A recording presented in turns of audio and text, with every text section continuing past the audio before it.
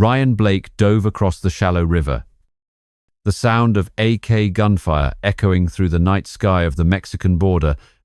A grenade exploded just a few meters away from him, sending dirt and sand flying. Mixed with the acrid smell of gunpowder and fresh blood, he clutched his M4 tightly, his eyes scanning the darkness, his heart pounding like a war drum. This was supposed to be a simple hostage exchange, but now all hell had broken loose.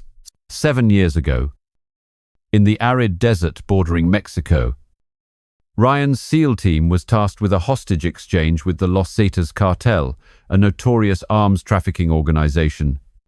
The enemy wanted to trade American prisoners for their leader, a man named Vargas. The plan was meticulously laid out move by waterway to the border bridge, with each man taking up a lookout position. Ryan, with experience from dozens of missions, led the team, but from the start, he sensed danger. 3 gunmen in ambush along the riverbank were quickly taken down with silenced shots. The sky was pitch black, and the desert wind whipped fine sand against their faces. The SEAL team advanced onto the old bridge, its rusted iron mottled under the dim moonlight. From the opposite side, the sniper reported through his scope. 18 hostages, 2 armored vehicles. They're carrying RPGs. Ryan nodded. Signaling to release Vargas, the cartel leader stepped out, a smirk beneath his thick mustache. But as the hostages began to move, 8 of them suddenly stopped, refusing to budge even when pushed. Ryan realized something was wrong. "It's a trap," he whispered into his radio. The words had barely left his lips when the first shot rang out. The cartel opened fire on the hostages, blood splattering across the cracked concrete bridge. The SEAL team returned fire instantly, the sounds of AR-15 seconds and MP5s blending into a symphony of death. Ryan dashed forward, dodging bullets like a phantom, taking down 2 cartel soldiers with short, precise bursts. His teammate, Tom, was hit in the shoulder, blood soaking his bulletproof vest. "Covering fire," Ryan yelled, rolling behind a bridge pillar. Firing continuously, a rocket flew in, blowing up the end of the bridge as smoke and fire erupted, painting the night sky red. In the chaos, Ryan saw it clearly. The wounded hostages lay scattered, but their vests were abnormally bulky. "Bombs!" he roared, rushing forward to pull one away. The timer-activated bomb detonated, the explosion echoing through the sky, throwing Ryan several meters back. He felt a sharp pain in his leg, blood pouring from a shrapnel wound. His teammates rushed to help, but it was too late. 6 SEALs were killed instantly, and nearly all the hostages were dead. With his remaining strength, Ryan took down the last cartel soldier, the bullet piercing his head, his blood spraying onto the bridge railing. 3 months later, at the Joint Forces training camp 10 kilometers from Tijuana, Ryan was reassigned to train local recruits. His leg still ached from the wound, but he gritted his teeth and endured it. There, he met Carlos again, a Mexican soldier whose leg had been severely injured during the exchange on the bridge. Carlos, the husband of one of the dead hostages, now had to have his leg amputated, permanently ending his military career. Ryan approached, giving a small gift to Carlos's 2 children, old SEAL insignias. "I'm sorry about your wife," Ryan said, his voice low and heavy. Carlos looked at the empty armory, his eyes filled with bitterness. "Vargas is the one who destroys, but now I'm helpless." Not long after, the doctor who treated Carlos's leg came to visit, carrying something wrapped in cloth. A man in dark glasses with a cold expression got out of the car. Carlos was surprised, not understanding what was happening. Meanwhile, back at the base, everyone was watching the news about the cartel's terrorist attacks, car bombs, bomb-dropping drones, and propaganda videos spreading online to recruit and raise funds. Behind it all was Ramirez, a Mexican arms dealer, a money-hungry man who was a headache for the FBI. Fortunately, the FBI intercepted intelligence Ramirez would be in Tijuana today. The plan of action: Mexican forces would conduct surveillance, the FBI would trace the weapons route, and Ryan's team would be the quick reaction unit, disguised as civilians. Ryan and his team slipped into the city, with a UAV providing overwatch, but then Carlos appeared at the base's gate on crutches, with valid papers and a metal prosthetic leg. He passed through the checkpoint easily and headed into the locker room, greeting old comrades. At the same time, in Tijuana, Ryan's team trailed Ramirez to an ordinary house. The UAV signal was intermittent, and the commander ordered a retreat. The satellite phone buzzed. It was Carlos. "Take care of my children, and tell them I'm sorry." His voice was choked with emotion before he hung up. Ryan realized the danger and ordered a return to base. It was too late. Carlos walked into the mess hall, looked at his fellow Mexican soldiers eating, and with a trembling hand, pressed the detonation button. A massive explosion ripped through the air, engulfing everything in smoke and flames, killing dozens. Ryan rushed to Carlos's house and pushed open the door. His wife lay in a pool of blood, their 2 children gone. Written in blood on the wall: "The cartel does not forgive." Back at the base, he learned the truth. The explosives came from Ramirez, sold to Vargas. They had threatened Carlos's wife and children, forcing him to carry out the bombing. Ryan asked to lead a team for revenge, but his superiors refused, labeling Carlos a terrorist. Ryan exploded. He was forced. He chose a secluded corner to minimize casualties, but they avoided the subject, letting him leave. Ryan found his old teammate, Mike, and vented all his fury. "I won't let it end like this," he vowed. His vendetta against the cartel burned fiercely, pushing him into his own inner darkness. Would he be able to maintain his sanity?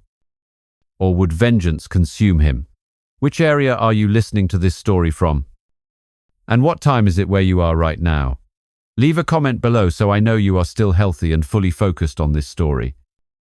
My dear friend, we will continue right after this. Rain pattered against the windshield, reflecting the hazy neon lights.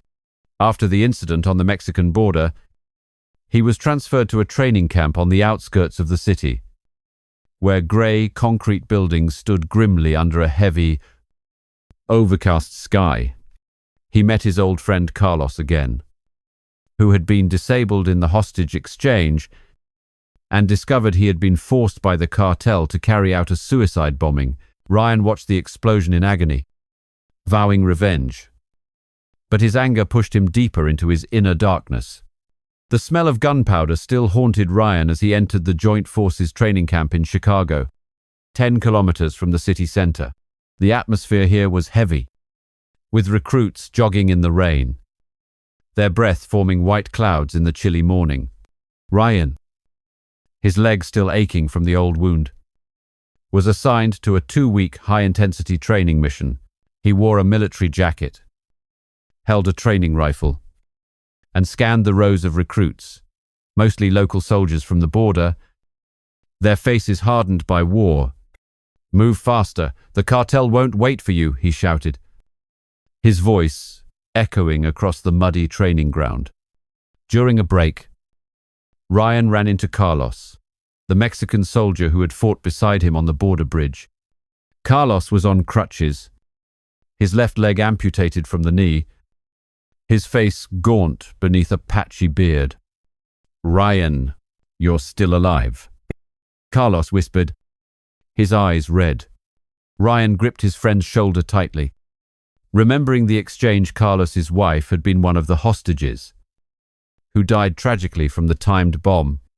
He gave Carlos's 2 children, 2 scrawny boys playing with a ball nearby, small gifts, old SEAL insignias, and a few chocolate bars. "I'm sorry about your wife," Ryan said, his voice low and heavy, trying to suppress his anger. Carlos looked at the empty armory in the corner of the camp, where ammunition crates lay scattered under a makeshift roof. Vargas and Ramirez. They destroy everything. I'm helpless now. Ryan. This leg. It's permanent. His voice trailed off as a cold wind rustled the leaves. Ryan nodded, but inside him, his vendetta against the cartel smoldered like a fire. Was Carlos truly helpless? Or was the pain turning him into something else? Not long after, the doctor who had treated Carlos's leg came to visit, clutching something wrapped in black cloth.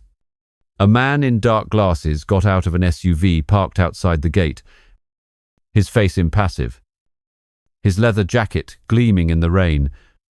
Carlos was surprised and took a step back on his wooden crutch. "Who is this?" he asked, his voice trembling. The doctor gave a forced smile. "Just an old friend. We need to talk privately." Ryan watched from a distance, a sense of unease washing over him.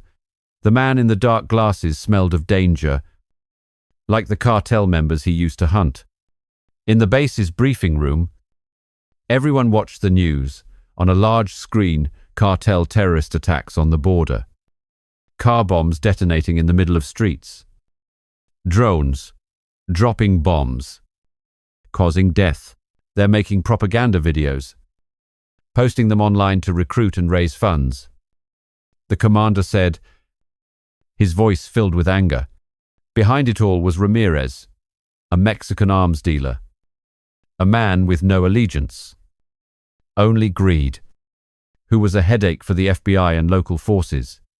Fortunately, intelligence was intercepted. Ramirez would be in Chicago today for an underground arms deal. A plan of action was quickly drawn up. Local forces would conduct direct surveillance. The FBI would trace the supply line, and Ryan's team would be the quick reaction unit. Ryan disguised himself as a civilian, a grey hoodie and a baseball cap pulled low over his face, and slipped into the city with his team. A UAV flew high above, transmitting images back to the command center, bustling streets filled with traffic. The smell of street food, mingling with exhaust fumes. But then, Carlos appeared at the camp gate on crutches, with valid papers and a metal prosthetic leg peeking out from under his pants. He passed the checkpoint easily, greeting familiar recruits. The atmosphere deceptively peaceful. At the same time, in Chicago, Ryan's team trailed Ramirez to an ordinary house in a poor neighborhood. Its brick walls covered in graffiti. The UAV signal was choppy due to the heavy rain, and the commander ordered a retreat. "It's too risky. Too many civilians." Ryan felt uneasy, his hand tightening on the pistol hidden in his jacket. The satellite phone buzzed. It was Carlos. "Take care of my children, and tell them I'm sorry."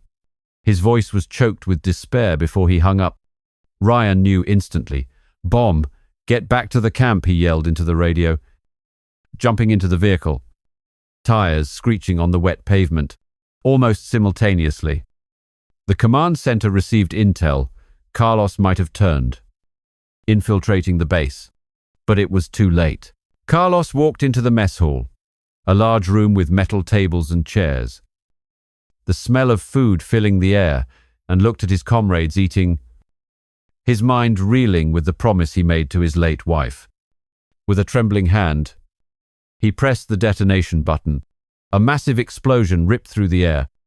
Flames erupted in a fiery blaze, debris flying everywhere. As dozens screamed in agony, Ryan rushed to Carlos's suburban house and pushed open the rotting wooden door. His wife lay collapsed in a pool of dark red blood on the wooden floor. Their 2 children gone. On the wall, the glaring, bloody letters. "The cartel does not forgive." Ryan's heart seized, and rage exploded within him. Back at the base, he learned the truth from his superiors. The explosives came from Ramirez, sold to Vargas, who had threatened Carlos's wife and children, forcing him to plant the bomb. Carlos chose a secluded corner to minimize casualties. Ryan growled, his eyes red. But his superiors dismissed any chance of revenge. He's a terrorist now. Ryan couldn't hold back and slammed his fist into the concrete wall, blood dripping from his knuckles. He found Mike, his close teammate, and poured out his pain. Carlos didn't deserve that. I'll hunt down Ramirez, even if I have to do it alone. Mike nodded, his eyes filled with determination. But in Ryan's heart, the darkness spread. Would vengeance turn him into a monster? Would he be able to stop? Or would he plunge into a spiral of death? Ryan Blake gripped the steering wheel, the pickup truck speeding down the dusty road toward the Mexican border. The hot desert wind whipping his face through the cracked open window.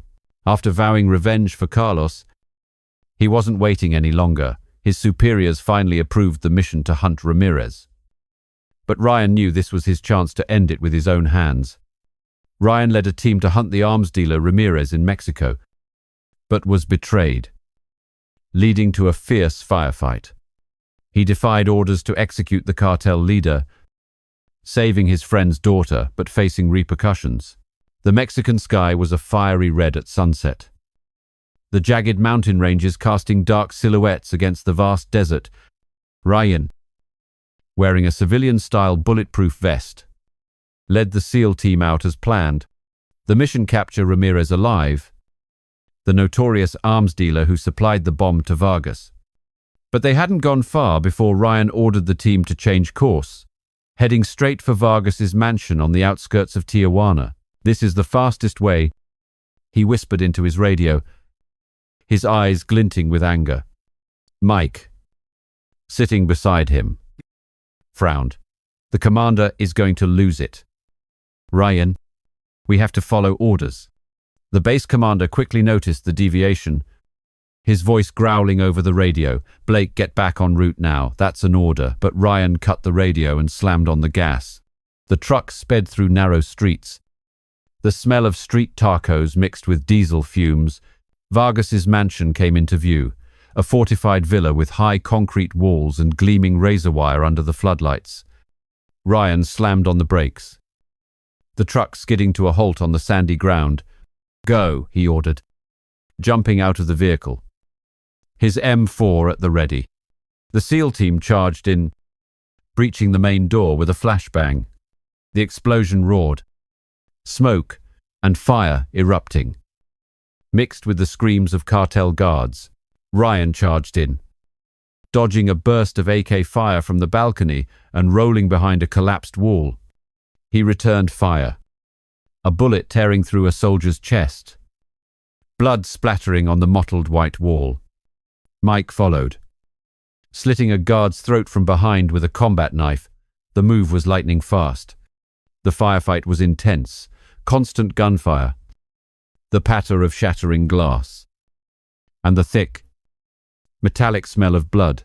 Ryan kicked open the door to the main room and saw Vargas sitting behind a large wooden desk, smirking. "You're too late, Yankee." But then, a child's cry rang out from the corner of the room. Ryan ran over and pulled back a blanket. It was Carlos's daughter, a little girl about 8 years old, trembling, her wide eyes filled with fear. "Daddy. Where's my daddy?" she whispered, tears streaming down her dusty cheeks. Ryan froze, his heart clenching. The cartel had kidnapped the children to force Carlos's hand. Rage exploded within him, and he turned, his cold eyes aiming his weapon at Vargas. The cartel leader screamed, "You wouldn't dare! I have friends in the FBI. They'll let me go, even if you take me in." Without hesitation, Ryan pulled the trigger. The bullet tore through Vargas's forehead, his blood spraying against the wall as his body collapsed like a puppet with its strings cut. His teammates were stunned, and Mike shook his head. "Ryan, what did you just do?" But another quickly reacted, say he was about to detonate a bomb. "We cover for each other," alarms blared in the distance. Cartel reinforcements were closing in. Ryan scooped up the little girl and signaled a retreat. "Go, get the girl out of here." The team rushed outside. Dodging a hail of bullets from the cartel's armored vehicles, Ryan ran in a zigzag pattern across the desert, the little girl clinging tightly to his neck, her cries mingling with the gunfire. Mike provided cover from behind, shooting out the tires of a pursuing vehicle, which burst into flames. They jumped into the pickup and sped off into the night, the desert wind carrying fine sand. Arriving back at the base on the border, Ryan set the girl down and wiped her tears. "Your father. He was a hero." But then, the guards arrived and cuffed him. "Blake, you're under arrest for disobeying a direct order." In the interrogation room, a cold white neon light shone down on the metal table, the air stuffy with the smell of stale coffee. The superior grilled him. "Vargas was an FBI asset. You executed him on the spot," Ryan calmly replied. "He was about to detonate a bomb, threatening hostages." His teammates confirmed in unison, with Mike leading. "That's right. We saw it clearly." But the superior wasn't easily fooled. "I know you were avenging Carlos, but Vargas had valuable information on Ramirez." Ryan remained silent, his eyes gazing out the window, where the Mexican desert stretched endlessly under the moon. The news reached Washington, and the FBI sternly demanded Ryan's suspension and a court-martial sent. The SEAL commander, his face grim, fiddled with his insignia. "It's not easy to train a SEAL. Blake, you went through hell to join this team. Taking this insignia is like taking your soul." But the FBI was adamant. Someone must be held responsible for Vargas's death. Not just one, but two members of the team must take the fall. Mike was about to step forward. "I'll go with Ryan." But Ryan stopped him. "No, Mike, the team needs you." In the end, another teammate, Alex, volunteered to take the fall. "I was planning to retire anyway. Now's the time." In truth, Alex knew Mike was a crucial leader. Losing him would throw the team into crisis. On the day of their departure, the entire team saw them off under a grey, drizzling sky. Mike hugged Ryan tightly. "I'll find a way to get you back." But Ryan shook his head, knowing full well from the moment he pulled the trigger, his old path was gone. He left, carrying an inner turmoil. He had avenged Carlos, but the price was his freedom. Did he regret it? Or was this just the first step into a deeper darkness? Ryan Blake stood before a mirror in his shabby apartment on the outskirts of Chicago, the red and blue neon lights from the street below shining through the window, illuminating his scarred face. After the Vargas execution, he and Alex were discharged, but the vendetta against Ramirez still burned in his heart. A clandestine FBI agent appeared, pulling him and Alex into a mission to hunt down the remaining arms dealer. They planned to infiltrate a nightclub in New York to capture Ramirez. But was this a trap? A light drizzle fell on the bustling streets of New York, the flashing billboards of Times Square blending with the honking of cars and the smell of city smog. Ryan, wearing a black leather jacket and a baseball cap pulled low over his face, entered a dark alley leading to the Neon Abyss nightclub, Ramirez's den. Alex, his old comrade, walked beside him, his hand ready on the pistol hidden in his jacket. "Feels like being back on the battlefield." "Huh?" Alex whispered with a wry smile. Ryan nodded, his eyes scanning the crowd at the entrance. Tattooed men, dancers in short skirts, and guards with wireless earpieces. In a safe house in Brooklyn, the mysterious FBI agent, a black man named Marcus, laid out the plan on a computer screen. "Ramirez is making an arms deal tonight. The mission: capture him alive. Get his phone. It contains data on his supply lines." Ryan looked at the screen, where Ramirez's image appeared: a short, stocky Mexican man with a goatee and eyes as sharp as knives. Marcus emphasized, Don't repeat the mistake with Vargas. Alive. You understand? Ryan nodded. But in his heart, he made no promises. They passed through security. Thanks to the fake IDs Marcus had prepared inside Neon Abyss. The air was suffocating with pounding electronic music. As laser lights swept across the dancing crowd, the smell of whiskey and cigarettes assaulted his nostrils, making Ryan squint. He and Alex sat at a corner of the bar, pretending to sip their beers, their eyes fixed on the entrance. He'll show, Ryan whispered, his hand touching the Glock hidden under his jacket. Suddenly, a woman, Anna, an undercover FBI agent disguised as a waitress, glided past, quietly placing a drink on their table. The plan: I'll slip a diuretic into Ramirez's drink. He'll go to the restroom. You grab him there, drag him out to the back alley, and hand him over to the support team, she said quickly, then disappeared into the crowd. Ryan nodded, but he felt a sense of unease. Everything was too smooth. Not the cartel's style. Ramirez appeared, followed by 4 hulking bodyguards with cobra tattoos covering their arms. He wore a white suit and glittering gold rings, walking like a king. Anna approached and offered him the drugged drink, but Ramirez waved it away, narrowing his eyes. You drink first. Anna didn't back down, taking a sip and trying to hide her discomfort before walking away. Ryan realized it instantly. He's suspicious. He stood up, pretending to bump into a nearby guy to create a diversion. But Ramirez's bodyguards had already spotted him, their hands on their guns. Marcus ordered a change of plans over the comms. Forget the capture. Get the phone at all costs. Alex lunged forward, taking down a bodyguard with a single punch. But Ramirez, quick as a flash, was escorted out the back door. The crowd panicked, their screams drowning out the music. Ryan vaulted over the bar in pursuit, dodging a thrown bottle. Outside in the alley, dim streetlights illuminated stinking dumpsters. Ramirez and his bodyguards jumped into a black SUV, its tires screeching on the wet pavement. Ryan and Alex jumped onto a nearby stolen motorcycle and sped after them. The streets of New York were chaotic. Traffic was gridlocked. Horns were blaring, and neon lights blurred into streaks.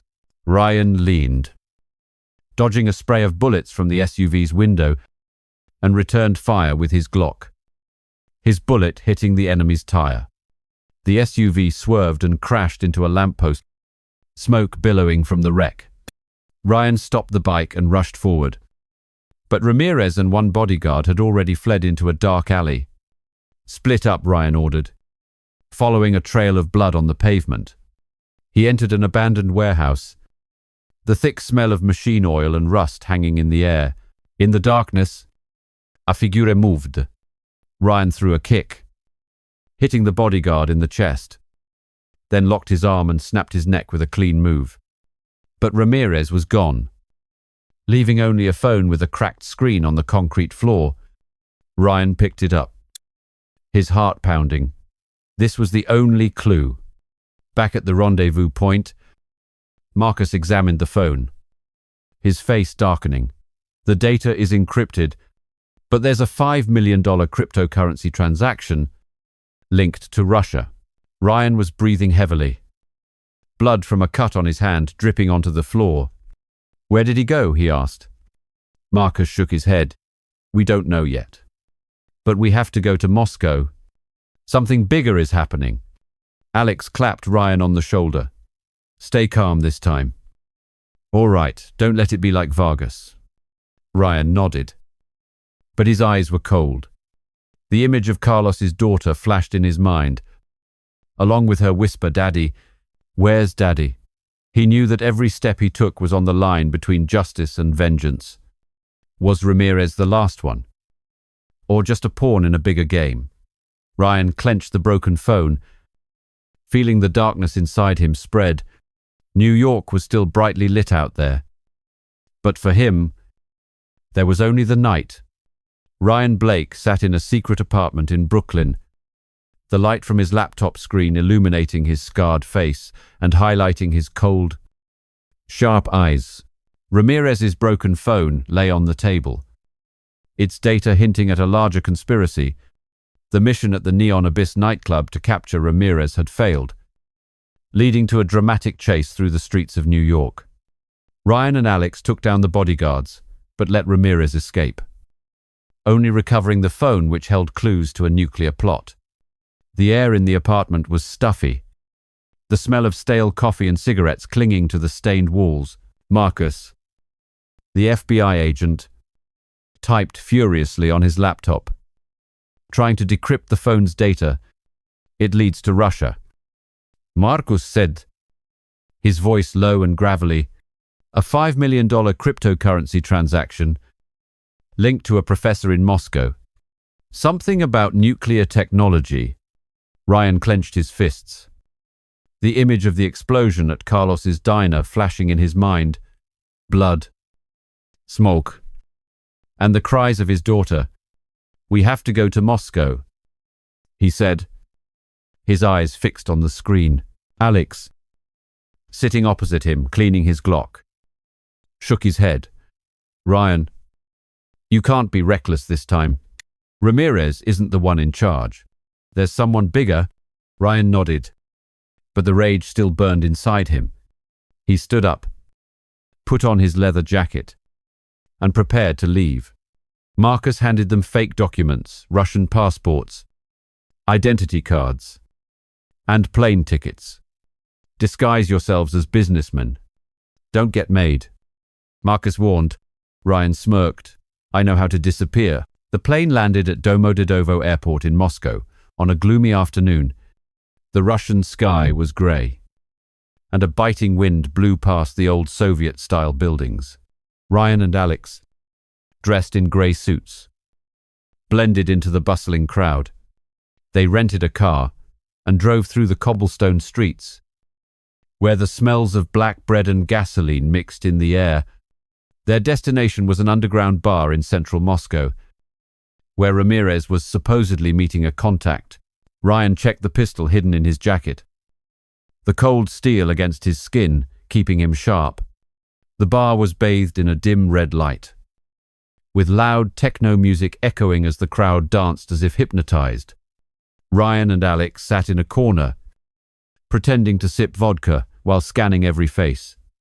Anna, the FBI agent, appeared as a dancer. Her body poured into a sparkling dress. She subtly signaled to them, "Ramirez is in the VIP room. Upstairs. I'll lure him out." Ryan nodded, gripping his glass, ready to move. But the plan fell apart quickly. Ramirez, as if sensing the danger, left the VIP room early, surrounded by bodyguards. Ryan pushed through the crowd, dodging flailing arms in pursuit. Anna tried to intervene, but a bodyguard blocked her way, a dagger in his hand. "Abort!" Ryan yelled into his comms, leaping over the railing and landing on a metal staircase. A gunshot rang out, a bullet grazing his shoulder and tearing through his suit jacket. Alex returned fire, taking down a bodyguard with a precise shot to the chest, blood splattering on the brick wall. The chase spilled out onto the Moscow streets, with traffic gridlocked during rush hour. Ramirez jumped into a black Mercedes, its tires screeching on the wet pavement. Ryan and Alex hopped on a nearby motorcycle and gave chase, the cold wind cutting their skin. The streets glittered with lights, reflected like mirrors on the towering glass buildings. Ryan leaned, dodging a spray of bullets from the Mercedes window, and fired back, his bullet striking the car door and sending sparks flying. "He's heading for the bridge," Alex shouted, accelerating. An ancient stone bridge over the Moskva River appeared, hazy in the yellow light. Ramirez jumped out of the car and ran across the bridge on foot. his bodyguard providing cover from behind. Ryan stopped the motorcycle and dismounted. His feet slipping on the wet stone, he threw a kick, taking down a bodyguard, the dagger flying from the man's hand and glinting in the moonlight. But Ramirez was faster, disappearing into a dark alley on the other side of the bridge. Ryan gave chase, his heart pounding, blood from his shoulder wound dripping onto his shirt. The narrow alley was dark and reeked of garbage and sewage. Ryan heard footsteps ahead and drew his gun, the faint light from the street glinting off it. A figure moved past, not Ramirez, but the last bodyguard. The man lunged, his dagger flashing as he aimed for Ryan's chest. He sidestepped, locked the man's arm, and snapped his neck with a clean move. The sound of breaking bone echoing dryly, but Ramirez was gone, leaving only a USB drive on the stone ground.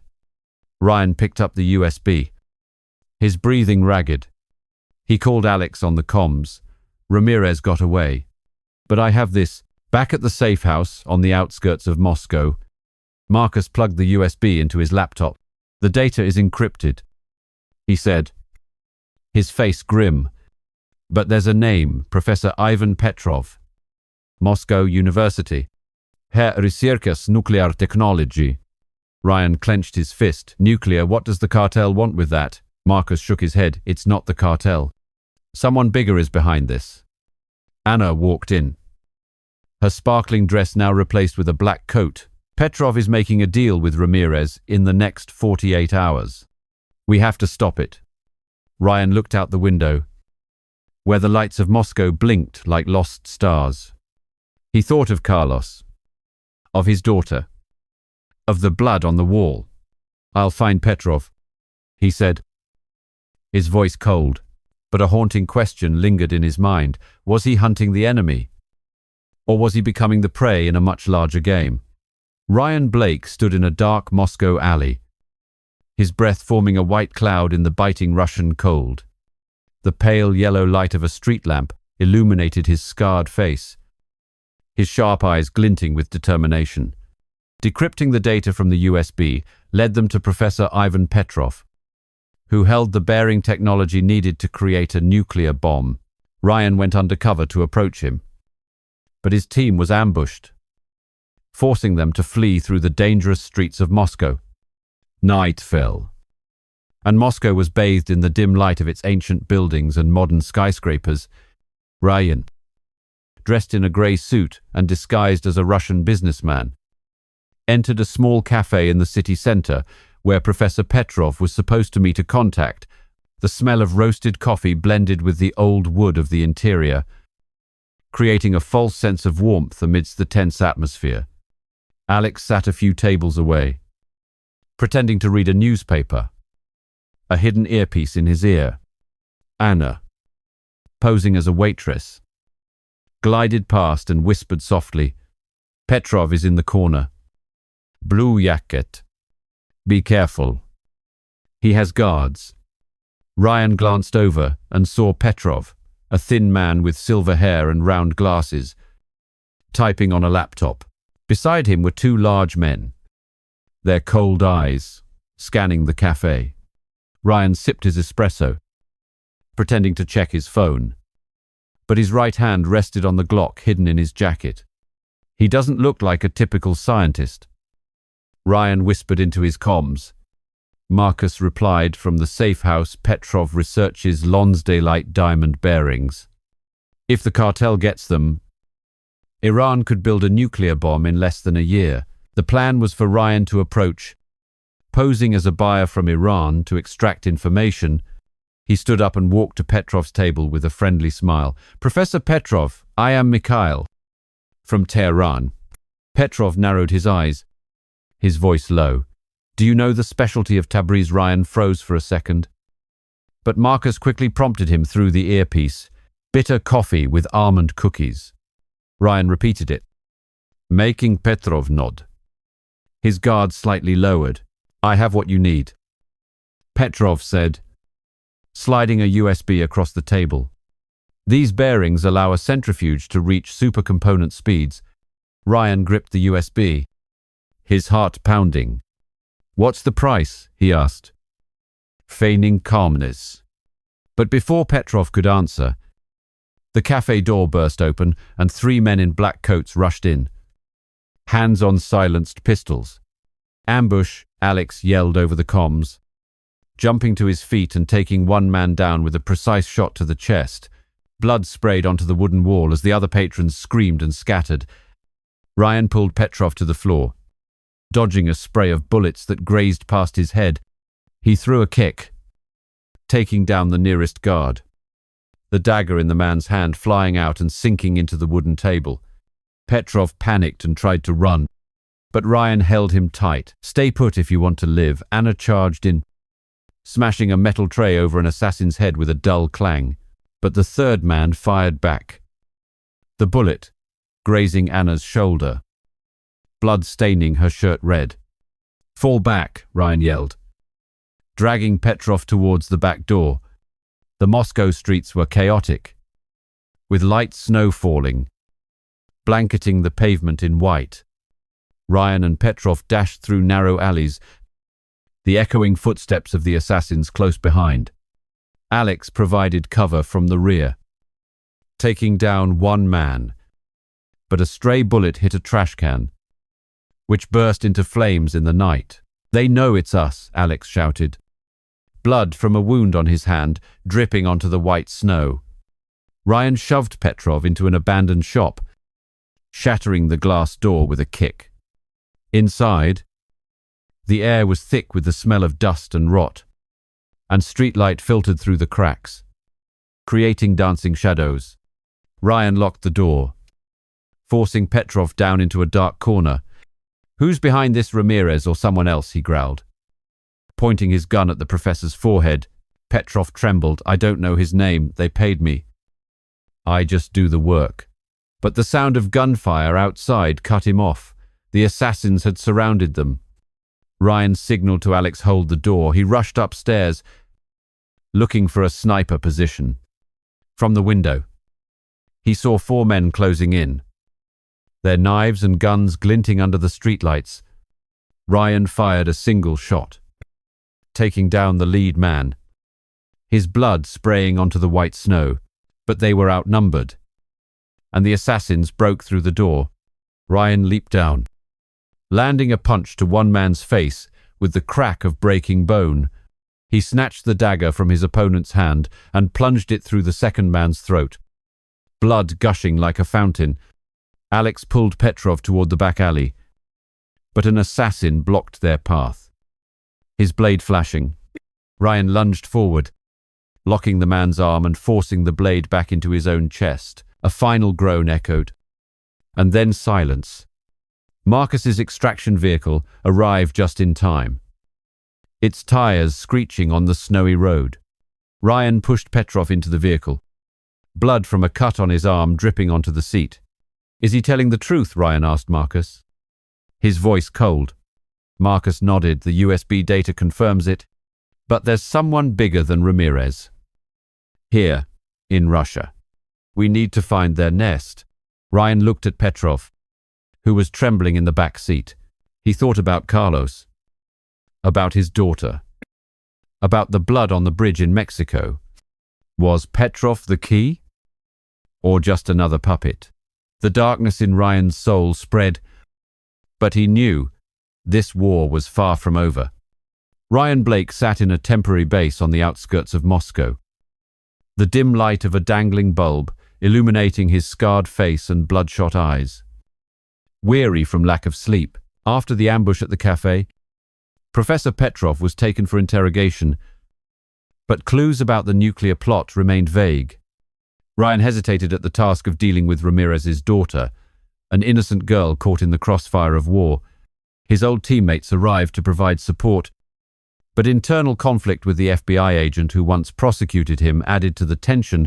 The temporary base was an old warehouse with stained brick walls, the smell of machine oil and rust hanging in the cold Russian air.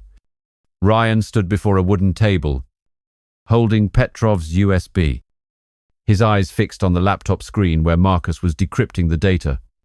There was another transaction, Marcus said in a low voice.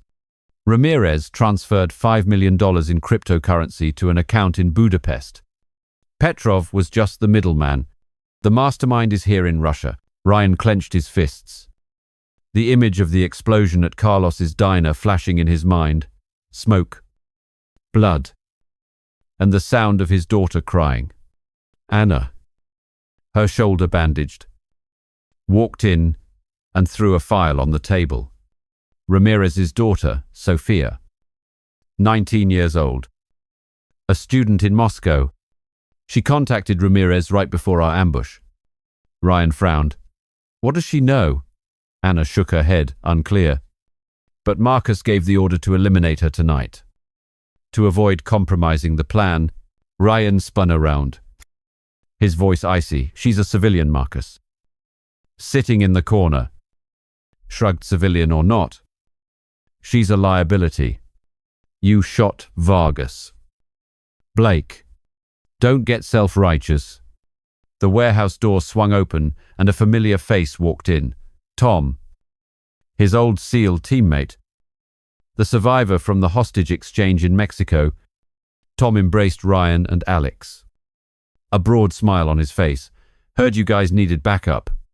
Following him was David, the FBI agent who had prosecuted Ryan for the Vargas incident. The tension was immediate.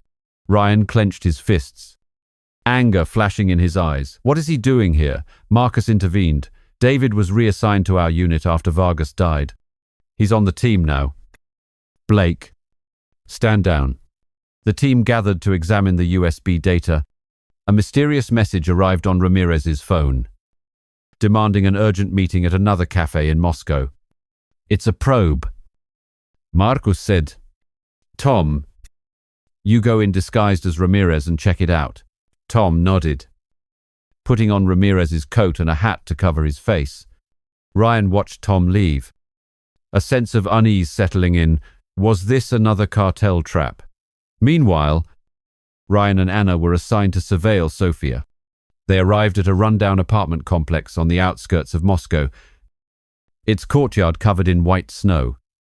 Sophia, wearing a red sweater, came out carrying a small suitcase. Ryan and Anna followed her, silent as ghosts. Over the comms, Anna whispered, "She doesn't look like a criminal. Maybe she's just trying to find her father." Ryan nodded, but his hand remained on the gun hidden inside his leather jacket. Night fell. Ryan slipped into Sophia's apartment, the wooden door creaking as he pushed it open. Inside, the small room was cramped, with family photos on the wall, Sophia beside Ramirez, smiling brightly as a little girl. Ryan sat on the sofa, his suppressed pistol aimed at the door. Sophia walked in, her face turning pale when she saw him. "What do you know about your father?" Ryan asked, his voice cold but his eyes hesitant. Sophia trembled, tears streaming down her face. "He said he was just in business." "I don't know who he really is." Ryan remembered Carlos's daughter, just as innocent as Sophia. He lowered his gun and stood up. "Leave Moscow now. Don't contact anyone. If you do, your family will pay the price." Sophia nodded, her tears falling onto the wooden floor. Ryan left, his heart heavy. He had just broken Marcus's rule, but he couldn't kill an innocent person. Outside, the snow was falling heavier, covering his footprints in white. Back at the base, Anna was waiting, her gaze searching. "Is it done?" she asked. Ryan nodded. "She's no longer a problem." But Anna received video from the train station's cameras. Sophia, suitcase in hunt, boarding a train out of Moscow. She looked at Ryan and shook her head. "I'll cover for you, but if Marcus finds out, you're dead." Ryan nodded, grateful for her silence. He thought about Carlos, about his promise to protect his daughter. Was he repeating a mistake? Or was this his way of holding on to what little humanity he had left? Tom returned, his face tense. No one showed up at the cafe. But I saw a suspicious girl leave right after the message. It could be a trap. Marcus ordered tail her. Get an ID. Blake. You and Anna go to Moscow University tomorrow. Petrov worked at the nuclear lab. Something isn't right. Ryan looked out the window, where the lights of Moscow flickered in the snow. The darkness in his soul spread. Sophia was spared. But at what cost? Would he be strong enough to face a larger conspiracy? Or would his own mercy lead him into danger? Ryan Blake awoke in the middle of the night at the temporary base on the outskirts of Moscow. The patter of snow against the window, reminding him of the Russian cold. After sparing Sophia's life and covering it up, he prepared for the exchange with Professor Petrov at the cafe. The deal was interrupted by a team of assassins, but Ryan took them down in a nearby shop and escaped thanks to a timely extraction by his teammates. The team decided to counter-surveil the enemy to find their hideout, pulling him deeper into a dangerous spiral. Early in the morning, a weak dawn filtered through the towering glass buildings of central Moscow, melting snow into puddles on the slick stone streets. Ryan, wearing a black leather jacket, entered the designated cafe, where the aroma of toasted bread and roasted coffee filled the air, masking the tension. Petrov sat in a corner, his laptop open, his round glasses reflecting the pale yellow light. Ryan sat down, posing as a buyer from Iran, his voice low. You have what I need. Let's complete the transaction. Petrov slid a USB across the table, whispering, the diamond bearing, it will change everything. But before they could continue, the cafe door burst open and 4 assassins in black coats rushed in. Suppressed pistols flashing. Ryan flipped the wooden table for cover, dodging a spray of bullets that whizzed past his head, sending splinters flying everywhere. Ambush, he yelled into his comms, charging the nearest man. His hook punch connected with the opponent's jaw, breaking it with a sharp crack as blood splattered against the brick wall. Petrov panicked and ran for the back door, with Ryan dragging him along.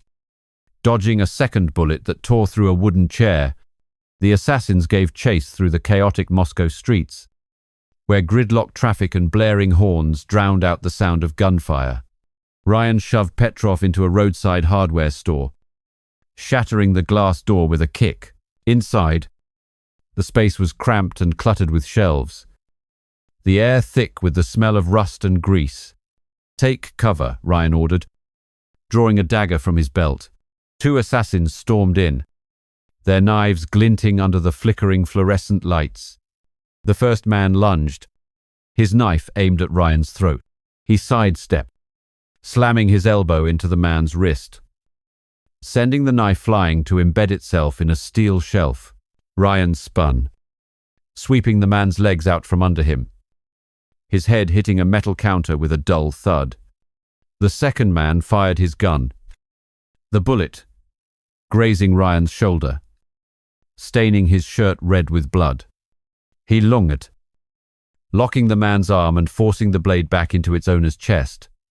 Blood gushed like a fountain as the man groaned and collapsed, his body slumping heavily onto the concrete floor. Outside, the 2 remaining assassins had them surrounded, guns pointed at the entrance. Ryan pulled Petrov behind a shelf, his heart pounding, a cold sweat running down his spine. They want to kill us both, Petrov whispered, his face pale. Ryan gripped his knife, remembering Carlos, his friend who was forced to become a human bomb, sacrificing himself to minimize casualties. Was he the only one with a conscience left in this war? But there was no time to think. He leaped out, using the shelving unit as a shield as a volley of shots rang out, sending metal fragments flying. Alex and Anna sped in from a side street, their black SUV screeching to a halt on the wet road. Alex fired from the window, taking down 1 assassin with a precise shot to the chest, blood splattering on the car's windshield. Anna jumped out, providing cover with her handgun. her bullet piercing the last man's head, his body collapsing like a puppet. Ryan pulled Petrov into the vehicle, blood from his shoulder wound dripping onto the leather seat. Just in time. He panted, looking at Alex. "Thanks." Alex nodded. "We're brothers." Back at the base, Marcus examined the USB from Petrov, his face grim. "The data confirms it. This bearing will allow Iran to enrich weapons-grade uranium, but those assassins weren't cartel, they're Russian. Probably part of a bigger shadow organization." Ryan bandaged his wound.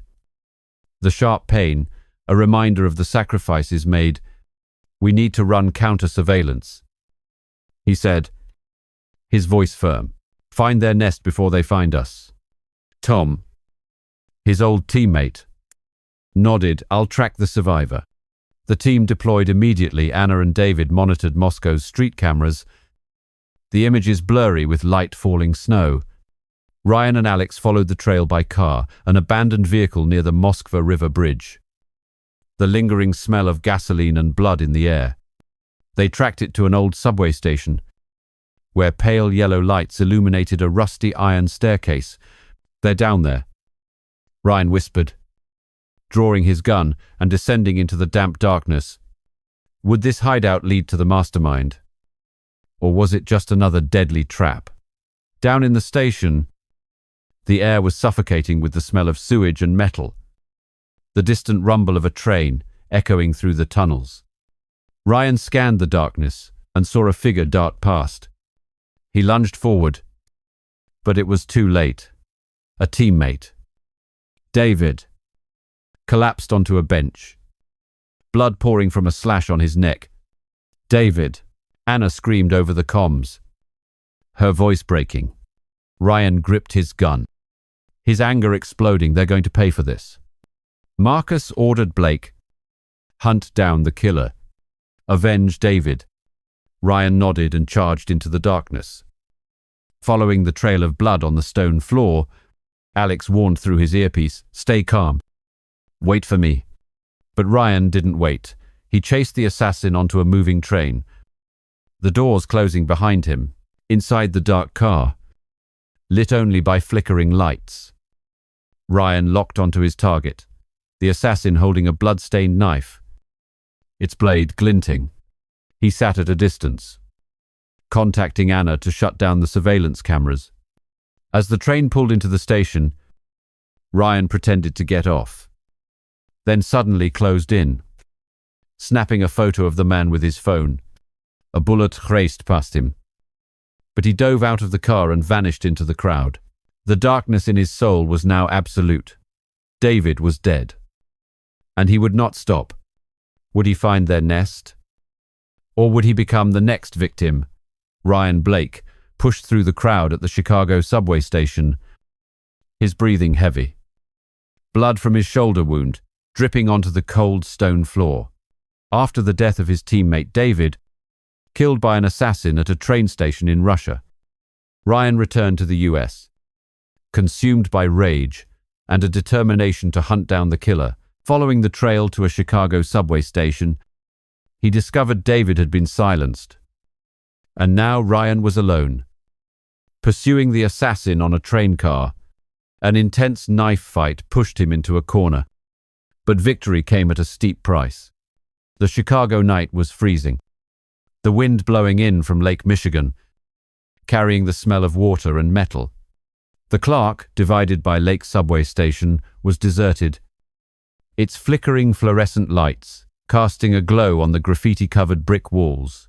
Ryan, wearing a black leather jacket and a baseball cap pulled low over his face, descended the iron stairs, his hand tightening around his Glock pistol. Over his earpiece, "Alex," yelled Ryan. "Wait for me, don't go in alone." But Ryan wasn't listening. His cold eyes locked on the figure that had just slipped around the corner of the station. The assassin. The man who killed David. Underground. The air was suffocating with the smell of machine oil and old trash. Ryan moved quietly, his leather shoes making soft sounds on the concrete floor. The rhythmic rumble of an approaching train echoed through the tunnel, drowning out the beat of his heart. He saw the assassin, dressed in a black hoodie, a blood-stained knife glinting in his hand. Slipping into a train car as its doors opened, Ryan lunged after him, pushing past a few late-night commuters just as the doors slid shut. Right as Alex arrived, only able to slam his hand against the glass. "Damn it," Ryan Alex shouted, his voice lost in the sound of the departing train. Inside the train car, the lights flickered, and the smell of sweat and old plastic assaulted his nostrils. Ryan sat in a corner, his eyes fixed on the assassin standing near the door, hand gripping a dagger, his darting eyes like those of a predator. He contacted Anna over the comms. "Kill the cameras in this car. I'll handle this." Anna, from the temporary base in Chicago, typed furiously, "Done. But be careful. Ryan." "He's not alone." Ryan nodded, silently drawing the dagger from his belt. The cold steel touching his skin. The train swayed as it sped through a pitch-black tunnel, the flickering lights making shadows dance on the walls. Ryan pretended to stand up as if to get off at the next station, but suddenly lunged forward. Locking the assassin in a chokehold and dragging him into a hidden corner, the man struggled, swinging a knife, its steel blade grazing Ryan's arm, drawing dark red blood. He twisted his opponent's arm, and the knife clattered to the floor. Panicked passenger screamed, but Ryan growled softly. "Be quiet if you want to live," the scarred assassin sneered. "You're not getting away." "Blake." He threw a kick that hit Ryan in the stomach, sending him crashing into a metal seat. Ryan rolled away. Dodging a second knife, the man pulled from his jacket. He sprang up and delivered a hook to his opponent's jaw with a sickening crack of bone. The man roared and charged, aiming the knife at Ryan's chest. He blocked the arm, using his strength to force the blade back, plunging it deep into the man's own stomach. Blood spurted out, staining the train floor red. As the man groaned and collapsed, his eyes still wide open, Ryan gasped for breath, blood from the cut on his arm dripping onto the floor. He grabbed the assassin's phone and sent a photo of his face to Anna with a message, "Check his identity."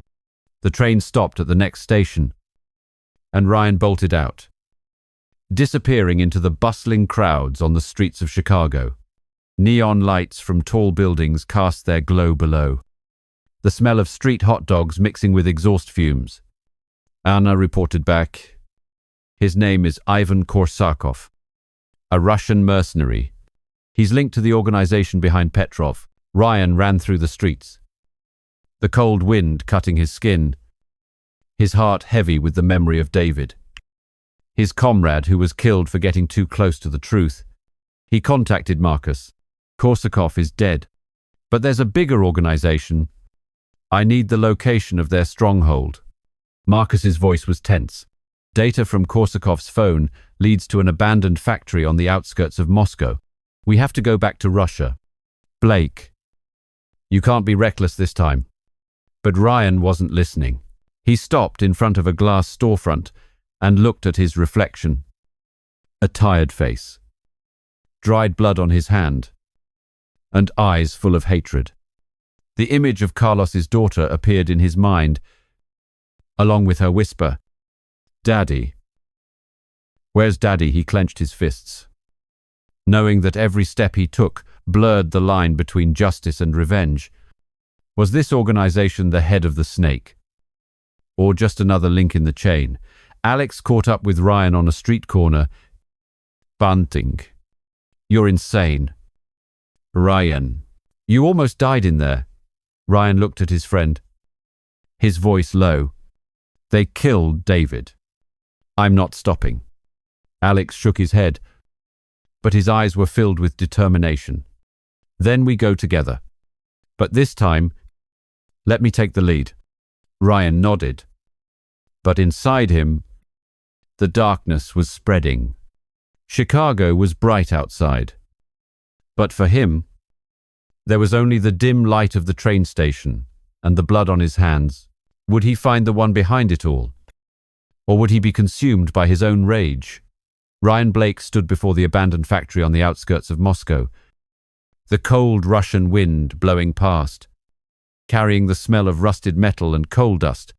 After the chase in the Chicago subway, he had returned to Russia to confront the organization behind the nuclear plot. Ryan would face the final boss, discover a betrayal from within the FBI, and destroy the plan to build a nuclear bomb. But a huge surprise about his true identity would turn everything upside down. Is this victory? Or just the beginning of a new spiral? The factory looked like a forgotten fortress, with mottled concrete walls and broken smokestacks rising against a pitch-black sky. Ryan, wearing a black ballistic vest with a Glock in his hand, stepped through the creaking, rusty iron gate. Alex was beside him, holding an M4, his sharp eyes scanning the darkness. From a temporary base, Anna and Tom watched through a UAV, Anna's voice coming over the radio. Thermal signatures show at least 10 guards. Be careful. Ryan.